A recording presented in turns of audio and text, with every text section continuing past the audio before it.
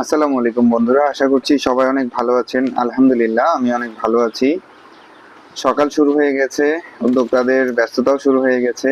একজন উদ্যোক্তা হিসেবে সকালটার জন্য খুবই আনন্দিত আমি। সকালে উঠেই এই যে সুন্দর সুন্দর মুরগিগুলো দেখতে পাই, সুন্দর সুন্দর মাছগুলো দেখতে পাই।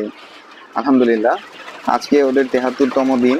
আমি ওদের মুক্তচারণ পদ্ধতিতেই লালন করছি। মুক্তচারণ পদ্ধতিতে লালন করার জন্য আমি সকালে এবং রাতে ওদের খাবার দিয়ে থাকি বা সন্ধ্যায়। এরপরে সারাদিন ওরা উন্মুক্ত পরিবেশেই থাকে এবং মুক্তচারণ হয়ে থাকে। ওখানে ওরা পোকামাকড় ইত্যাদি সব খেয়ে থাকে, লতাপাতা যা পায়।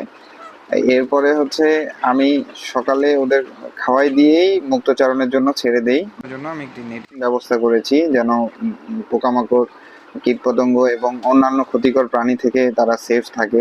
এবং মুক্তচারণে মুরগিগুলো প্রাণবন্ত থাকে, খেলতে পারে, উঠতে পারে এবং মন মতো তারা হচ্ছে মাটি খোঁড়াখুড়ি করতে পারে।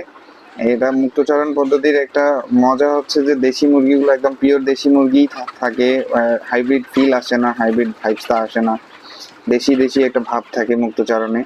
তো আমার হচ্ছে মুক্তচারণ সম্পর্কে যদি আপনাদের আরও কোনো জানার থাকে, জানার আগ্রহ থাকে, আপনারা কমেন্টস করতে পারেন এবং feel free to knock me. আপনারা সবাই দোয়া করবেন আমার ফার্মের জন্য, আমার জন্য, আমার পরিবারের জন্য। সবাইকে অসংখ্য ধন্যবাদ। ভালো থাকবেন, সুস্থ থাকবেন, দোয়া করবেন। আল্লাহ হাফেজ। আসসালামু আলাইকুম রহমতুল্লাহ।